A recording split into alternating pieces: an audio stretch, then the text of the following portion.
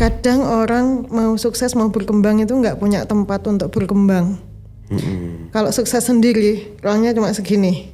Kalau masuk ke ekosistem bisa ruangnya segini. Akhirnya pergerakannya bisa lebih. Saya yakin tidak ada orang yang benar-benar ahli dalam bisnisnya 100%. Maksudnya gini. Bisnis itu permasalahannya kan come and go. Kadang itu mungkin dia sekolah S2 wirausaha, tapi bisa jadi masalah yang dihadapi nggak ada dalam perkuliahan. Kita itu punya energi udah sampai terbuang sia-sia, apalagi untuk hal-hal yang tidak bermanfaat. Jadi selain itu masalah tanggung jawab, komitmen, prioritas juga. Jadi organisasi itu, ekosistem itu udah masuk prioritasku, Mas. Assalamualaikum warahmatullahi wabarakatuh. Waalaikumsalam warahmatullahi wabarakatuh. Mbak Lutfi lagi. Semoga tidak bosen ya. Setelah kemarin cukup sukses mengadakan sebuah event perdana di Tulungagung, Pasar Tumbuh, maka kita akan mengulik-ngulik apa sih sebenarnya misi dari Pasar Tumbuh. Tapi cukup sukses loh Mbak, itu event perdana di Tulungagung, sebuah organisasi baru juga di Tulungagung dan luar biasa dampaknya. Insyaallah. Semua karena doanya Mas Agung, perannya Mas Agung di sini juga luar biasa. Terima kasih pecah telur. Mbak Lutfi, tak lihat kita mau mengawali diskusi ini dari sebuah komunitas. Jadi hari ini juga ngetrend juga di beberapa diskusi-diskusi di media-media juga, bahwasanya pengusaha itu harus berkomunitas.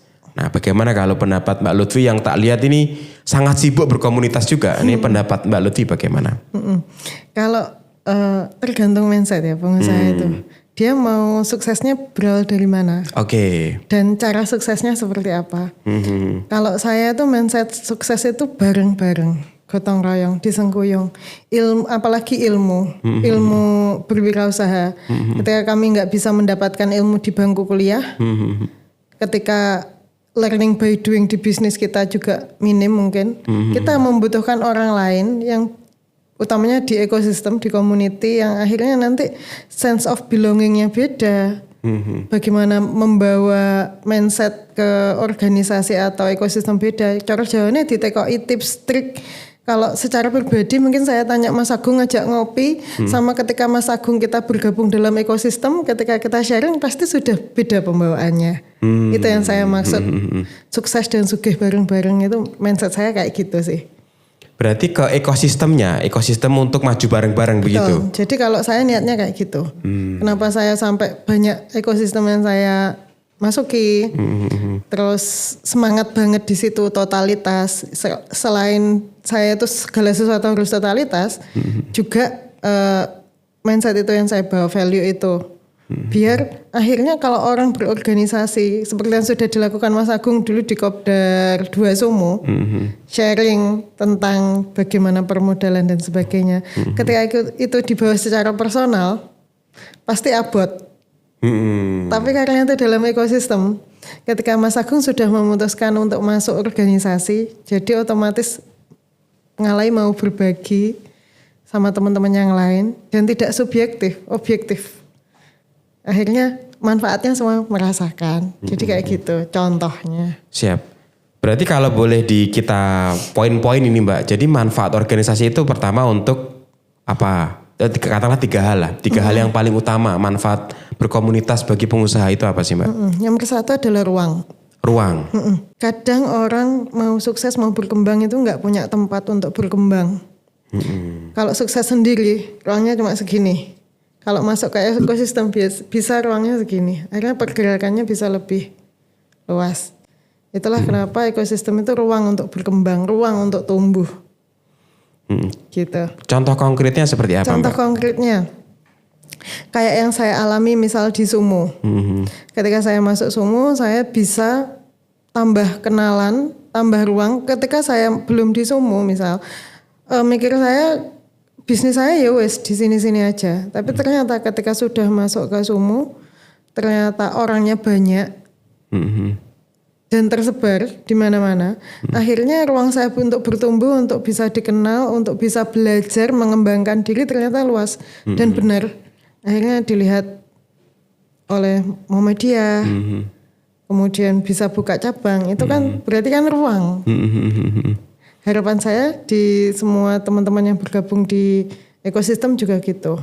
Nah, ruang apa aja berarti masuk ke poin kedua. Oke, yang kedua. Ruang apa? Yang pertama bisa ruang untuk belajar.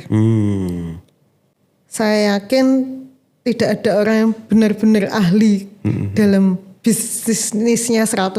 Maksudnya gini, bisnis itu permasalahannya kan come and go.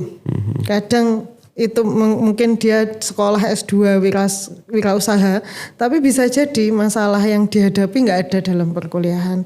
Tapi itu mungkin bisa jadi sarana untuk belajar di ekosistem, mungkin ada bisnisnya yang sama, atau dari ngobrol gini akhirnya ketemu sebuah pemikiran yang bagus. Oh, dari masalah SDM ternyata ketemu seperti ini. Di belajar, cari ilmu. Ketiga adalah otomatis adalah konektivitas. Ekosistem pasti anggotanya banyak. Jadi pasti kumpul sama orang. Jadi otomatis bisnisnya pelan-pelan networkingnya nambah. Keempat, awareness dan marketing bisnis ini cocok banget.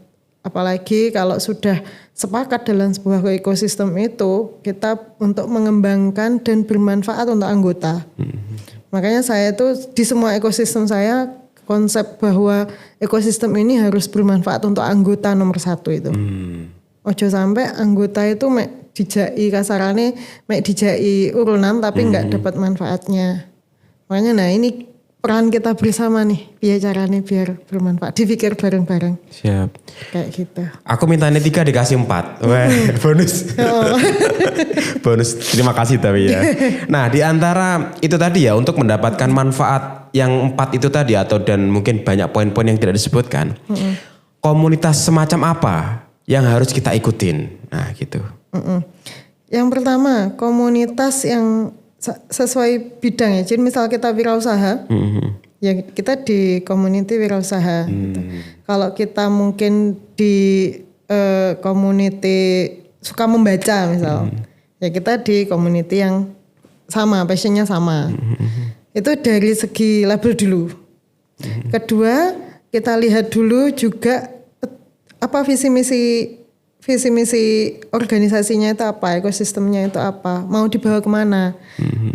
Nah, ketiga adalah bagaimana kita memandang masuk ke ekosistem. Jadi dari diri kita, selain kita melihat ekosistem itu kayak gimana, kita balik juga lihat diri kita.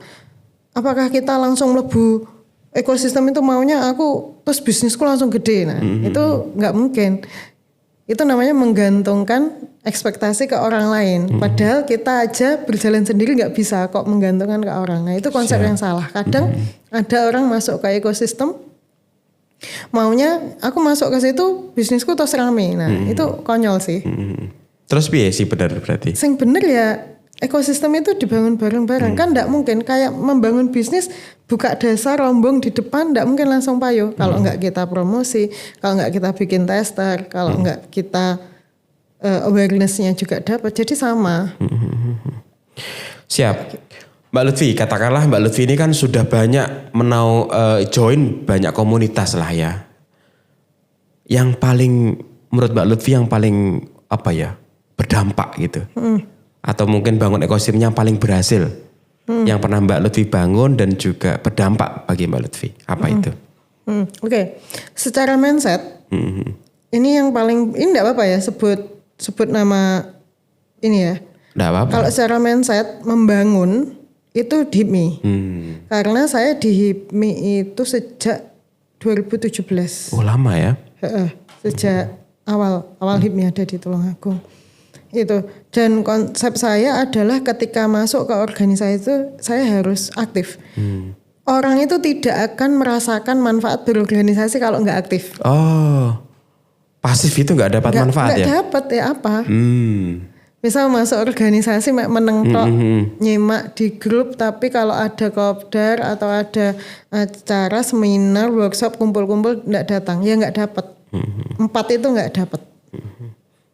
gitu. Jadi harus dimanfaatkan. Kalau karena sudah 2017. Sebenarnya saya di TDA juga sudah sejak 2016, tapi ya itu tadi karena ndak aktif.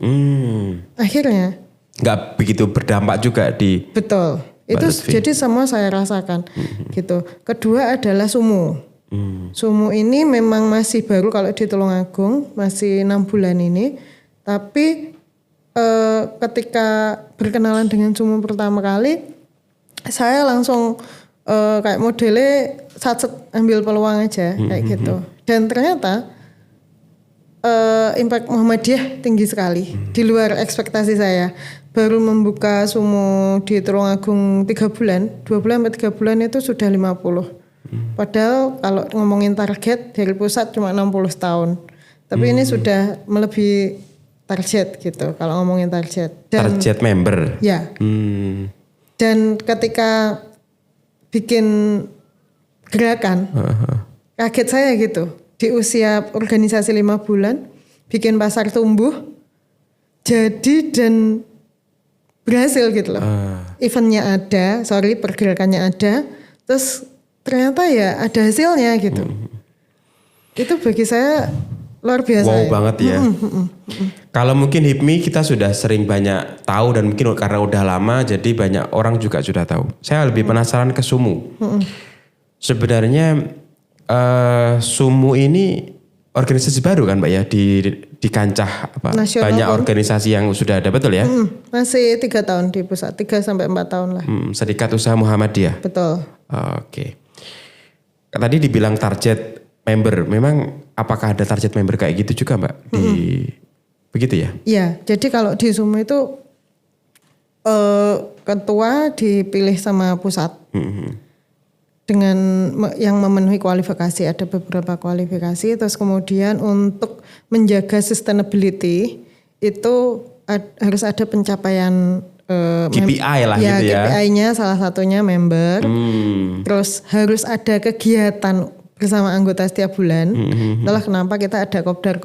Terus kemudian ada sinau bareng dan sebagainya. Itu KPI juga. Ketika nanti dalam 1 tahun tidak berjalan baik KPI-nya, ya pusat bisa kayak mengganti begitu. Betul. Jadi kalau mungkin di HIPMI itu muscap dipilih oleh rakyat, dipilih oleh anggota. Kalau SUMU so far masih penunjukan. Iya, dengan KPI tertentu. Baik.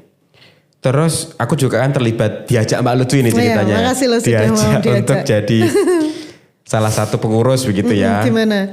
Aku ganti tanya dong. Gimana kesannya masih mungkin 5 bulan ya bergabung 5 bulan. 6 bulan. Jujur aku kayak Mbak, melihat Mbak Lutfi yang sangat aktif, kemudian sangat totalitas. Itu saya kayak menjadi nyaliku itu mengecil gitu loh. Maksudku itu aku kok gak iso seperti Mbak Lutfi gitu loh. Pikir gitu. Malah aku kok ndak melu sumu gitu. Ndak ya? Malah wedi melu sumu. Enggak gitu, juga. Lebih pengen seperti, karena tadi saya juga sebenarnya mindsetnya itu ingin totalitas di segala hal yang saya lakukan. Tapi karena ternyata kan totalitas itu ketika mungkin waktu kita terbatas dan banyak juga kewajiban-kewajiban kita yang sudah kita emban, kewajiban berbisnis, mengelola banyak tim, kemudian juga ada keluarga yang harus kita kasih waktu, ruang dan sebagainya. Kadang-kadang itu kan menjadi mana ya yang harus kita prioritaskan dan kemudian mana yang belum kita bisa ambil. Nah aku ndelok Mbak Lutfi itu minder gitu loh. Mbak Lutfi luar biasa ya. Saya sendiri misal kayak di event yang ini nanti kita bahas nih Pasar Tumbuh. Kan kontribusi saya kan sangat minim gitu. Memang aku dari awal juga nggak begitu ikut karena memang kayaknya aku belum sanggup, belum siap gitu. Dan untungnya menurut saya teman-teman di komunitas Sumu itu kayak memberikan kebebasan juga ketika belum bisa aktif di satu event atau sebuah gerak. Tentu juga nggak begitu diceng iki nggak melu dan kayak gitu. Jadi yo aku untuk ini tapi yo salut sih sama Mbak Lutfi keaktifan dan pengen seperti itu. Ya itu tadi masalahnya adalah energi. Kita itu punya energi aja sampai terbuang sia-sia, apalagi untuk hal-hal yang tidak bermanfaat. Ya. Jadi selain itu masalah tanggung jawab, komitmen, prioritas juga. Jadi organisasi itu, ekosistem itu udah masuk prioritasku Mas. Bahkan setiap hari itu saya setting priority itu jamnya wis settle ya. Distractionnya adalah saya itu jam tidur 2 hari sekali. Saya tuh nggak bisa tidur setiap hari Mas. Nggak bisa tidur setiap hari? Makanya kemarin saya telepon jenengan itu. Belum tidur itu? 2 hari. Itu karena kemampuan otakku itu mikirnya nggak bisa direm. Ini aku masih kaget aja. Iya gitu. Tidur 2 hari sekali tuh kaget aku. Jadi kayak tadi pagi saya tidur jam 9 pagi. Itu saya terakhir tidur kemarin lusa. Gitu. Kok bisa gitu? Pikirannya tuh kadang berpikir gitu ya Mas. Kerja gitu. Nggak bisa direm. Jadi itu nggak tak los nih. Aku malah nggak bisa tidur dan scrolling nggak jelas. Scrolling nggak jelas. Habis waktu. Jadi saya mending nongkrong di warung kerja. Terus nggak gitu di masjid sing 24 jam. Malam-malam berarti ya? Jadi jam malam itu kayak apa ya, kadang otakku nggak bisa direm. Bentar. Coba kita kronologinya gitu ya. Misal nih kalau saya. Kronologinya ada di podcast sesi sebelumnya. Contoh nih ya. Misalnya kan kalau saya kan ya aku office hour banget ya. Kalau kan jam 4 jam 5 maksimal maghrib pulang keluarga makan malam sama keluarga. Habis itu juga scroll bentar nemenin anak belajar. Habis itu di jam 9 kadang-kadang lihat Netflix sebentar. Jam 9-10 udah mulai tidur lah gitu. Berarti kalau Mbak Lutfi jam 9-10 seperti apa? Kalau saya berarti pagi itu ngurusi anak-anak sekolah. Terus kadang bisa tidur jam 10 pagi, bangunnya duhur. Oh tidurnya malah pagi ya? Iya, jadi makanya nocturnal banget. Tapi ya gitu, polanya tetap saya malam juga sama anak-anak. Anak-anak siapa? Anak-anak Mbak Lutfi? Iya, jadi. Apa mereka enggak tidur juga? Oh maksudnya malam sebelum? Malam ya habis maghrib itu masih ya? sempat ngantar mereka les, ngantar mereka ngaji, makan malam, guyon-guyon.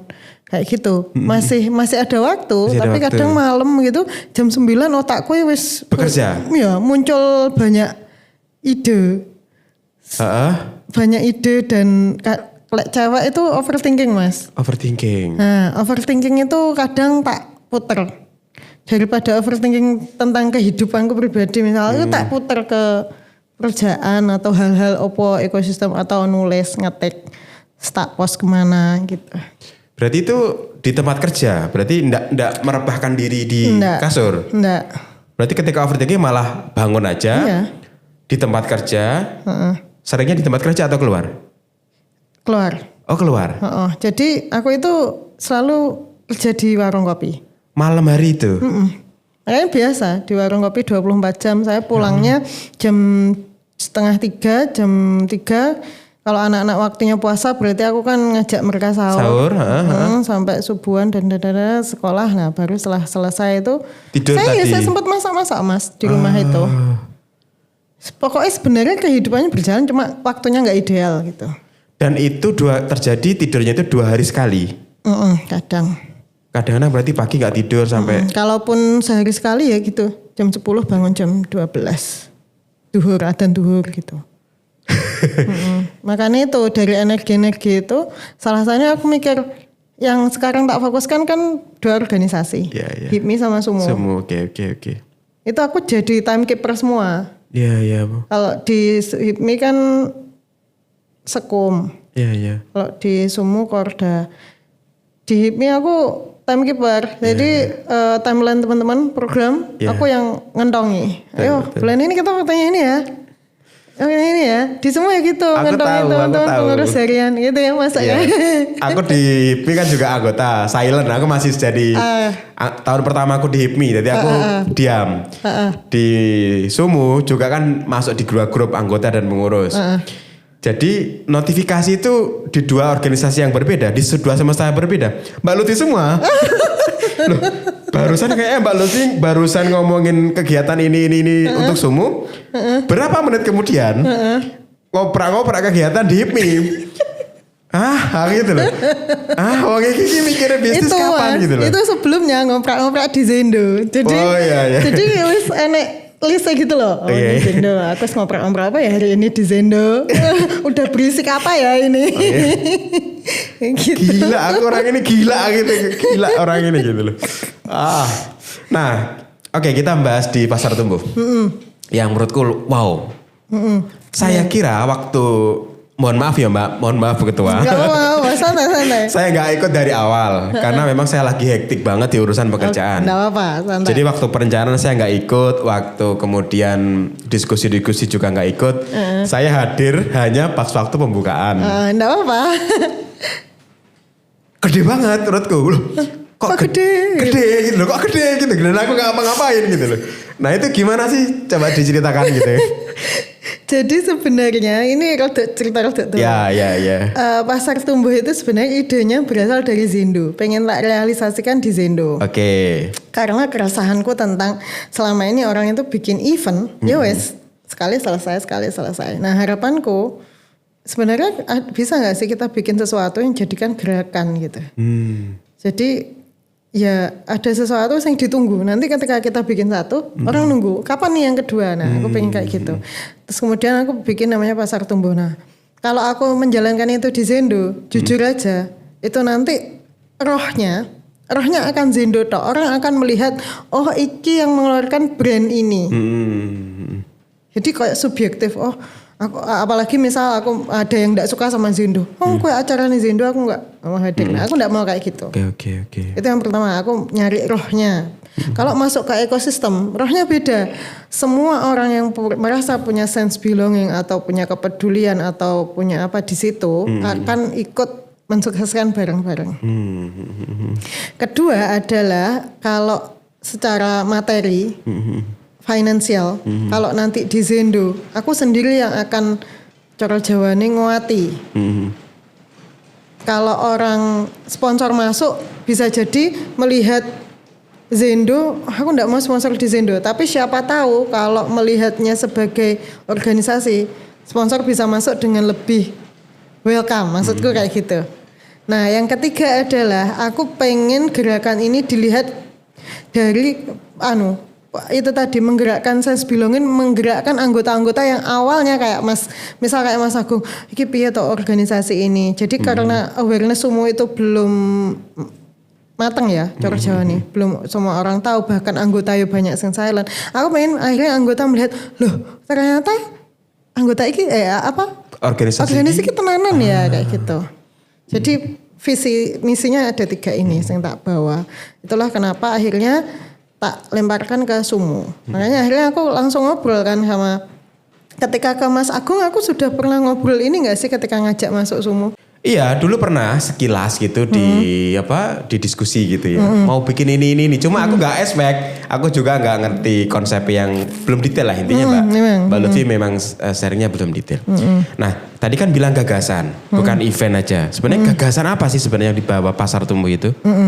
Gagasan karena saya sering melihat beberapa dan mengikuti mulai dari kompetisi bisnis, seminar, campaign tentang SDGs, terus kemudian sustainability, kemudian ekonomi hijau. Kemudian saya melihat beberapa perusahaan-perusahaan CSR itu bergerak di bidang ekonomi hijau dan semuanya. Makanya saya akhirnya pengen, ini gimana ya kalau dilihat dari segi ekosistem. Jadi kalau orang ngomongin bisnis hijau, oke, semua orang bisa. Tapi kalau gerakan biar orang itu awareness, akhirnya peduli lingkungan, itu gimana? Akhirnya aku mikir itu. Dan aku sendiri itu orang yang nggak bisa open. Jadi nggak bisa ngopeni tanaman, nggak bisa ngopeni hewan. Karena apa? Takut hisap. Takut apa yo? Sesimpel tetanggaku itu Mas nggak pulang-pulang kan. Rumahnya kosong, ada tanaman-tanaman, itu aku sedih. Itu kan harus dipedulikan, berarti aku sebagai tetangga harus peduli. Jadi tak siramin gitu. Sesimpel itu, makanya sama lingkungan juga harus difikirkan seperti itu juga. Nah apalagi terus akhirnya saya suka Pandawara Group itu juga kan. yang bersih-bersih kali itu kan, sungai itu kan. Aku sebenarnya dulu pengen bikin gerakan ATM itu juga, ATM Pandora, tapi itu nggak mudah gitu loh. Ketika menerjunkan timku aja untuk bersih-bersih masjid, perjuangan mereka itu sudah sebegitu. Apalagi mereka misal tak ajak turun ke kali, sungai itu, kasihan deh. Itu untuk gerakan sosial Pandora itu gong banget, itu susah ditiru. Siap. Gitu. Berarti memang idenya itu kayak gerakan peduli lingkungan. Betul. Kemudian karena ini di komunitas pengusaha, kemudian dibuat event pengusaha. Betul.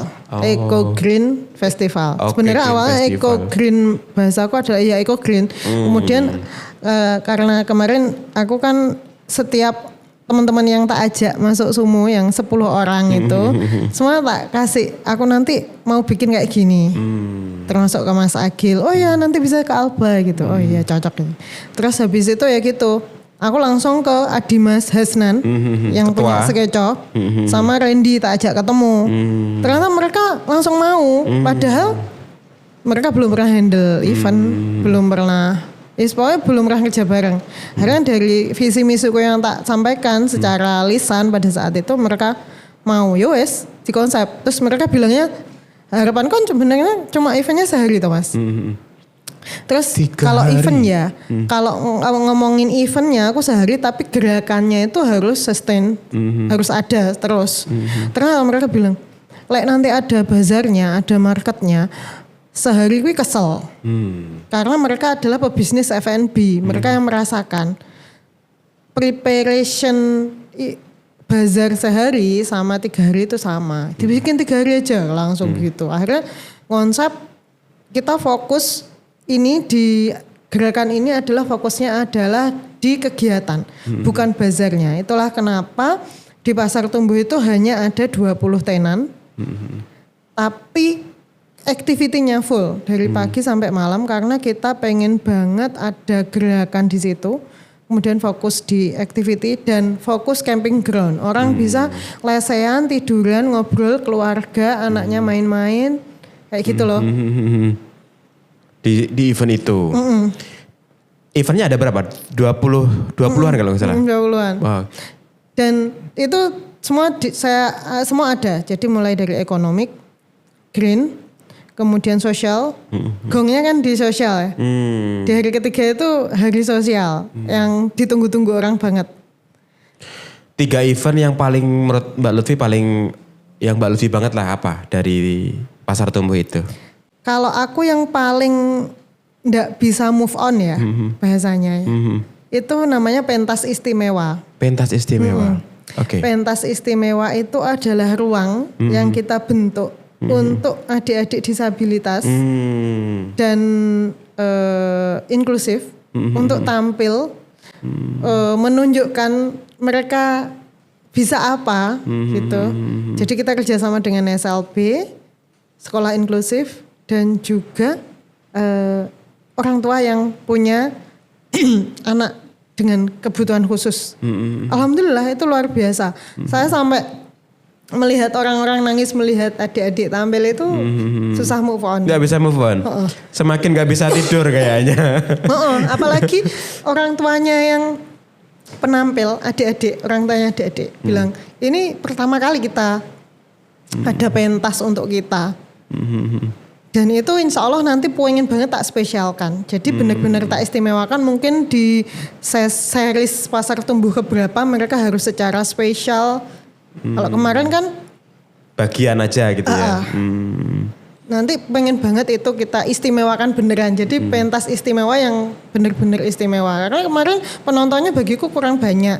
Orang yang di camping ground kurang banyak. Itu kalau sebenarnya kalau dilihat bagus banget. Jadi kita melihat anak Nyun Sewu, tunarungu wicara, mereka menari, izin mereka nggak bisa mendengar. Jadi mereka menari itu dengan dipandu gurunya yang di depan itu. Tapi mereka bisa bagus, bisa kompak. Wah, itu ngiris-ngiris hati wes. Kayak gitu. Dan di luar ekspektasi saya Mas. Ternyata ketika saya komunikasi dengan semuanya, semua stakeholder, saya bilangnya pentasnya tidak usah make up karena izin dari kami tidak ada budget untuk Make up. Jadi budget kami adalah kasarannya nyuwun sewu ya amplop semampu kita dan sembako dan sebagainya. Kalau untuk make up izin kita belum ada gitu. Ternyata mereka malah datang itu semangat banget. Make upan malah ada SLB yang pakai baju kresek, koran. Memang dibentuk untuk acara itu. Gimana saya ndak amazed gitu ya. Jadi benar-benar daur ulang sesuai tema kita Eco Green, Mas. Iya. Itu ya Allah, aku sampai nangis di tendanya Mami Dimsum itu. Nangis ya? Iya. Itu wes. Itu kan makanya sama Randy kan di foto itu aku nangis di camping ground itu. Karena ya Allah, aku ndak expect mereka sebahagia ini ketika dikasih ruang. Itulah kenapa aku bikin Pasar Tumbuh ini ruang untuk semuanya. Iya. Oke, yang kedua itu kegiatan yang paling nggak bisa move on. Yang kedua ada nggak? Yang kedua aku lebih ininya. Jadi sebelumnya nyuwun sewu izin ada event yang di Tulungagung yang katanya kurang sesuai tema. Ternyata ketika aku bikin ini esensinya masuk. Jadi orang yang pertama tenan itu tidak pakai resek. Kemudian meminimalisir sampah. Orang budaya membuang sampah itu benar-benar ada di situ. Kita menyiapkan tempat sampah di beberapa spot. Kita itu hanya mengut hal-hal kecil lah. Semua aware.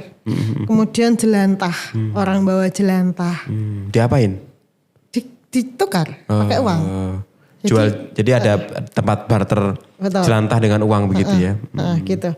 Terus jadi esensinya semua dapat. Terus lokasinya bisa kita sulap jadi sangat nyaman untuk orang camping. Jadi esensi pergerakannya itu nyampe.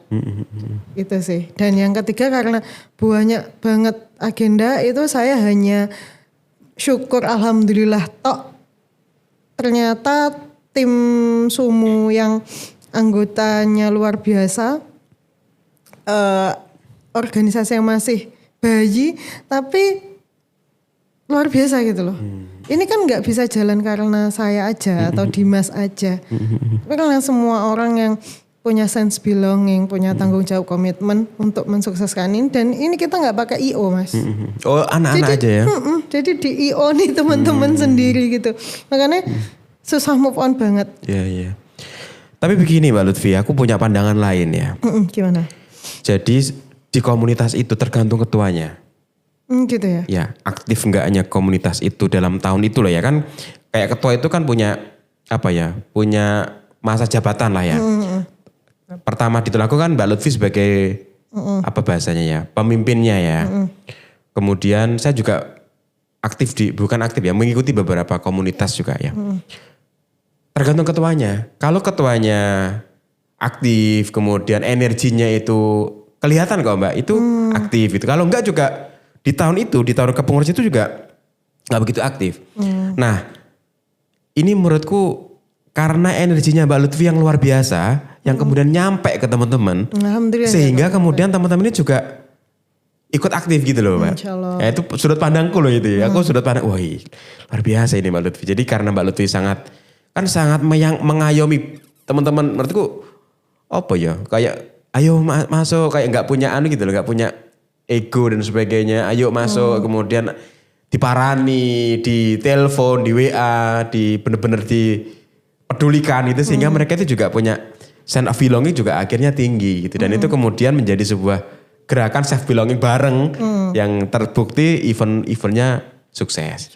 Ya semoga lah nanti ada event-event yang luar biasa setelah ini. Harapanku kan itu berjalan terus. Dan nanti tergantung mau dibikin seperti apa. Teman-teman sudah punya banyak ide-ide akhirnya. Alhamdulillah dari Pasar Tumbuh itu akhirnya kemarin panitia kumpul. Terus mereka punya evaluasi, punya ide-ide cemerlang. Masya Allah ternyata mancing teman-teman gitu loh. Mancing kreativitas. Itu yang belum terpancing bidangku aja. Jadi tenang, habis ini kita pikirkan. Siap, terima kasih udah masih memikirkan. Oke. Nah, saya ada sudut pandang lain Mbak Lutfi. Ini saya kira untuk pembahasan Sumu dan Pasar Tumbuh sudah luar biasa. Saya mau membahas tentang ada seseorang yang dimana itu saya kalau melihat Mbak Lutfi beda, dimana kegiatan bisnisnya juga bertumbuh, organisasi yang dibawa juga bertumbuh, tapi ada sebagian orang yang dia itu malah sangat sibuk di organisasi, tapi bisnisnya nggak keurus. Nah, bagaimana komentar Mbak Lutfi tentang hal itu? Itu wajar, karena nggak semua orang bisa ideal dengan keputusannya. Memutuskan untuk masuk ke organisasi dan berbisnis itu kan sebuah keputusan pribadi ya sebenarnya. Yang ternyata mungkin pas dijalani, ternyata ada itu tadi, kemampuan tubuh, kemampuan otak, kemampuan energi itu tadi, itu berbeda-beda. Nah ternyata itu tadi, kalau saya mungkin juga merasanya malah belum maksimal di semua. Jadi apa yang disampaikan Mas Agung, ada pendekatan personal, itu memang pendekatan itu juga saya pakai di bisnis saya juga. Jadi di organisasi itu saya juga mempraktekkan apa yang saya pakai di bisnis. Makanya saya kenal semua tim saya di Tulungagung utamanya. Sama di anggota semua juga saya harus kenal semua. Tapi selanjutnya nanti ketua bidang yang harus pendekatan secara personal. Makanya saya tegaskan ke teman-teman, kita itu kalau mau menggerakkan orang, kalau secara personal kita nggak kenal mereka, mereka mau masuk itu ya awang piye bingung izin. Aku kok ning jero ketemu sapa ya? Sama ketuanya aku aja belum tahu atau belum tahu namanya, itu kayak gitu. Jadi memang itu kudu ditata manajemen ya, manajemen dan setting priority. Kayak yang disampaikan Mas Agung, maaf Mbak Lutfi saya belum, itu enggak apa-apa. Karena prioritinya memang ini, saya itu selalu bersyukur orang mau bergabung. Dan tidak menuntut mereka harus seperti ini. Tapi saya memberikan contoh kasarannya bahwa setiap keputusan kita itu harus dipertanggungjawabkan dalam action. Gitu. Jadi kalau ketika kita sudah memutuskan, oke, aku mau masuk sumo, berarti ya seyogyanya atau masuk HIPMI ya seyogyanya ya aktif. Kalau nggak aktif itu tadi nggak dapat manfaatnya. Siap. Gitu. 2 pertanyaan menuju akhir. Siap. Pertanyaan pertama adalah saya mau mulai masuk, sebenarnya ini bukan apa ya, Mbak Lutfi juga bukan pengurus saya kira, pengurus Muhammadiyah. Tapi Mbak Lutfi kan sudah lama di Muhammadiyah, sudah ya bukan struktural bukan struktural tapi juga aktif di dalamnya itu sudah lama menurut saya. Udah lebih dari 10 tahun kan, belasan mungkin ya. Naturalisasi lagi. Gimana? Naturalisasi. Naturalisasi itu gimana, Mbak? bukan lahir Muhammadiyah. Oh gitu. ya, kemudian lahir itu bukan langsung Muhammadiyah. Gitu. Tapi saya tuh akhir-akhir ini tuh mulai amazing dengan Muhammadiyah. Gimana? Terutama terkait manajemennya. Jadi seringkali kan Muhammadiyah satu-satunya organisasi yang memiliki kekayaan sekian, yang asetnya sekian. Dan kemudian banyak prestasi-prestasi yang kemudian dia ada di situ. Nah itu menurut sudut pandang Mbak Lutfi yang naturalisasi itu seperti apa? Kok bisa begitu gitu loh. Dan itulah yang membuat saya akhirnya berpindah organisasi. Jadi karena kayak saya dulu melihat izin saya pindahnya karena saya pernah mengabdi di sebuah amal usaha Muhammadiyah. Saya melihat sosok pemimpin, beliau adalah almarhum Bapak Yahdin. Beliau ketua STAI Muhammadiyah Tulungagung. Kasarannya rektor, Mas. Rektor, oke. Ya. Tapi beliau kehidupannya sangat sederhana. Beliau pernah sepertinya jadi kepala Kemenak pada saat itu. Tapi mobilnya biasa. Kemudian memimpin dengan sabar, gak pernah marah. Terus ketika saya lembur saya selalu harus beli makan. Karena beliau tahu gaji yang untuk saya hanya 250.000. Jangan sampai lembur kok gak makan. Jangan sampai gajimu itu buat beli makan. Kasarannya gitu loh. Terus sampai beliau itu menceritakan bagaimana ikhlas bermuhammadiyah, menghidupi perguruan tinggi yang kecil, di antara gempuran banyak perguruan tinggi besar. Dari situ saya belajar ternyata, dan itu dari beberapa orang juga, istilahnya Muhammadiyah ini harus tetap hidup. Menghidupi Muhammadiyah itu saya lihat pertama di beliau, sampai nyuwun sewu nyekolah nih BPKB untuk gaji kita. Karena perguruan tinggi swasta itu kan asalnya dari SPP. Mahasiswa yang sedikit, beliau tuh sampai setawadu itu. Dan itu ternyata tidak hanya beliau gitu. Oh, banyak orang seperti beliau di Muhammadiyah? Ternyata gitu. Bahkan izin sekarang, PDM, pimpinan daerah Muhammadiyah itu namanya Pak Arief Sujono dan PDA-nya Bu Imro'atin. Saya melihat beliau tuh sangat sederhana sebagai sekelas pimpinan organisasi besar di kabupaten. Mobilnya masih Panther Mas. Sampai kemarin kita teman-teman Sumu sowan, itu saya Adimas sama Randy itu mereka ternyata kaget loh. Rumahnya sederhana. Terus mobilnya sederhana, malah bagusan mobilku katanya gitu. Padahal ya gitu, terus ketika ngobrol yang disampaikan itu serba kesederhanaan dan dibilang agamis kok agamis, religius ya. Saya lebih ke melihat sebuah religius dan menghidupi Muhammadiyah biar umatnya kopen, sugih bareng.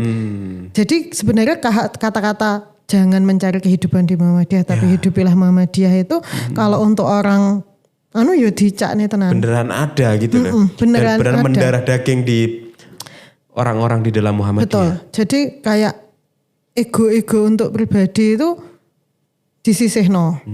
Ada hal yang egois yang bisa kita lakukan tapi itu lebih baik ke organisasi. Makanya aset-aset itu kebanyakan ke Muhammadiyah. Bahkan ada orang Muhammadiyah, sosok orang Muhammadiyah yang saya kenal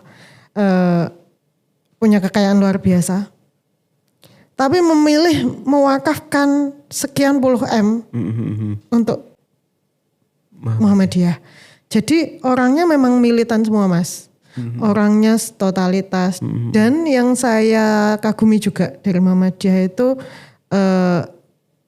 nggak semua disaring. Makanya kayak ngomongin politik misal, nggak pernah ada Muhammadiyah bilang pilih nomor sekian gitu, nggak ada. Karena ke masyarakatnya pun, ke orang Muhammadiyah pun akan disortir, dipikir ini kata misal pimpinan begini ini masuk nggak, tetap dipikir sama orang Muhammadiyah. Terima kasih Mbak Lutfi sudah hadir di Sendo, semoga makin sukses ke depannya. Ya, terima kasih sudah membantu mengulas Pasar Tumbuh. Doakan gerakan ini sustain, bermanfaat. Ditunggu juga Mas Agung untuk ke lapangan. Siap, sindiran keras. See you teman-teman. Assalamualaikum warahmatullahi wabarakatuh. Assalamualaikum warahmatullahi wabarakatuh.